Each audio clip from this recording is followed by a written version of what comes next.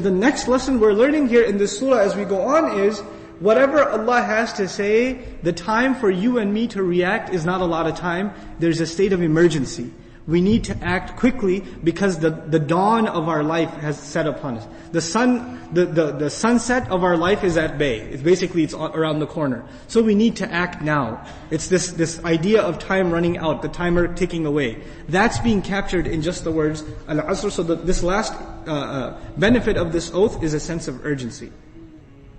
And one alim, he compared, Mufti Muhammad Shafi among others, compared the struggle of the human being that is depicted in Surah Al-Asr to the one who is trying to sell ice. In ancient times they didn't have freezers and stuff like that, right?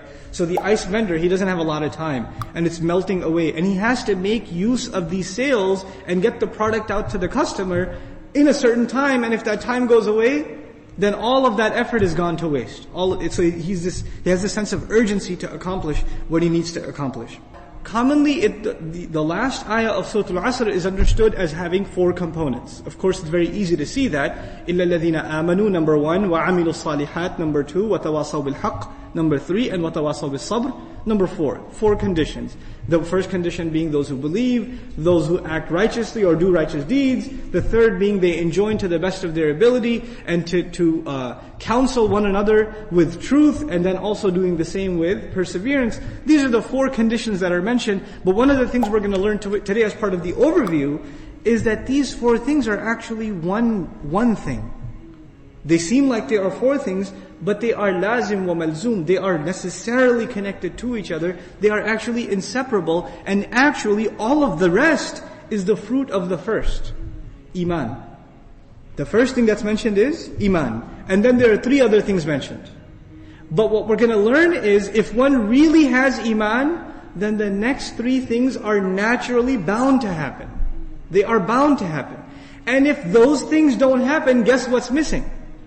Iman.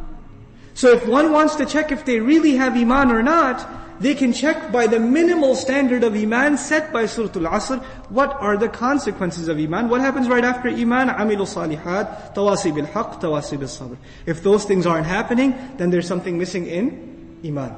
And by the way, all of these 4 are connected in a profound way. Even if you take the second case, عَمِلُوا الصَّالِحَاتِ. What is after وَعَمِلُوا الصَّالِحَاتِ? They act righteously. They enjoin the truth. They don't keep the good to themselves. Now they're enjoining the truth, of which I'm using the cliche translation.